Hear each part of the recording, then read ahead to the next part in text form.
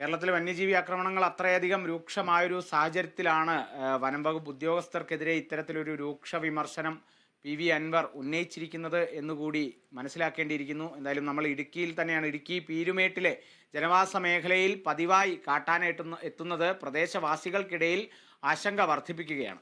കഴിഞ്ഞ ദിവസം കൊട്ടാരക്കര ഡിണ്ടിഗൽ ദേശീയപാതയിൽ പീരുമേട് മരിയഗിരി സ്കൂളിന് സമീപത്താണ് കാട്ടാന എത്തിയത്. ഇവിടെ ഇത് രണ്ടാം തവണയാണ് ആന എത്തുന്നത്.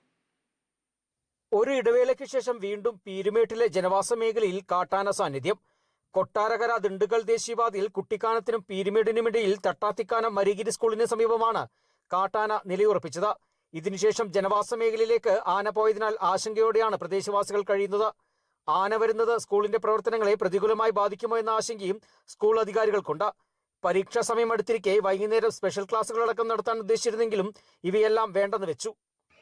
രണ്ടാഴ്ചക്കാലം ഇവിടെ RRT ടീം എപ്പോഴും സജീവമായിട്ട് മുഴുവൻ സമയവും തന്നെ ഇവിടെ ഉണ്ടായിരുന്നു.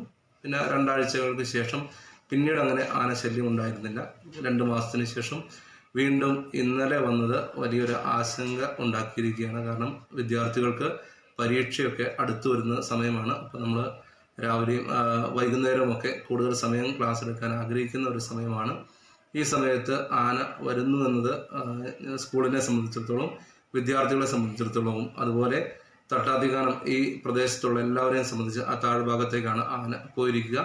അവിടെയുള്ളവരെയൊക്കെ സംബന്ധിച്ച് വലിയ ആശങ്കയും ഭീതിയുമാണ് ഉണ്ടാക്കിയിരിക്കുക. അതുകൊണ്ട് ഈ ഒരു പ്രശ്നത്തിന് ഒരു ശാശ്വത പരിഹാരം ഉണ്ടാകണമെന്ന വലിയ അഭ്യർത്ഥനയാണ് ഞങ്ങൾക്ക് മുമ്പോട്ട് വയ്ക്കാനുള്ളത്.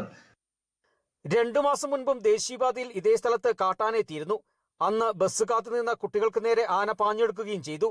വിഷയത്തിന് ശാശ്വത പരിഹാരം കാണാൻ വനവകുപ്പിന്റെ ഭാഗത്തു നിന്നും ഒരു നടപടിയും ഉണ്ടാകുന്നില്ലെന്ന പരാതിയുമുണ്ട്. RRT ഉൾപ്പെടെ മേഖലയിലുണ്ടെങ്കിലും ഇതൊന്നും വേണ്ടവിധം പ്രയോജനപ്പെടുന്നില്ല. Bineesh Antony, Kerala vision news, Idukki.